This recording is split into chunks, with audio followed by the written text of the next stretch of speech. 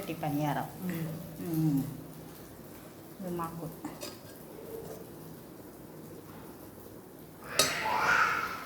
நெய் ஊற்றி சுடுறோம்னா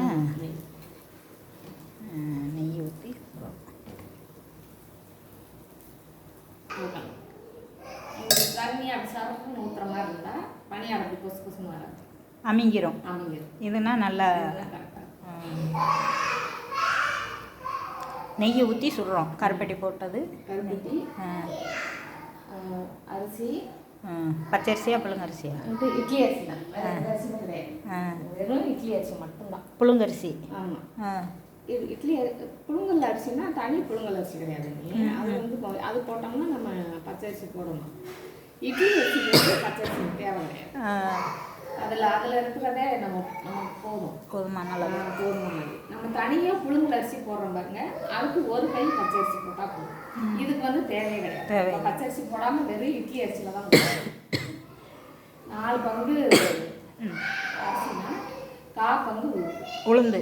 வெந்தயம் போடுவீங்களா? வெந்தயம் நம்ம சும்மா ஒரு அளவாக ஏதாவது போட்டுக்கலாம். ஸ்பூன் போட்டால் போதும். 4 டம்ளர் அரிசினா 1/4 டம்ளர் உளுந்து.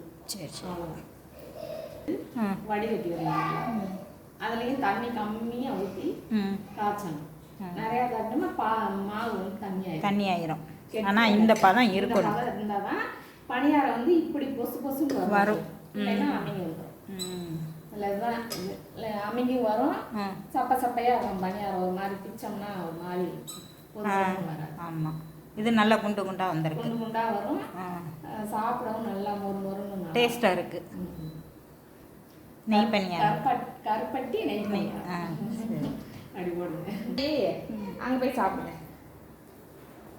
போட்டு பணியாரம் ரெடி. அவ்வளோதான், குண்டு குண்டு பணியாரம் ரெடி. இல்லை எறும்பு இல்லை, இது இல்லை, இது இது இது இது வரேன். தப்பாக போட்டேன்டா. இதெல்லாம் வரேன். அப்போ தான் இதெல்லாம் வரேன்.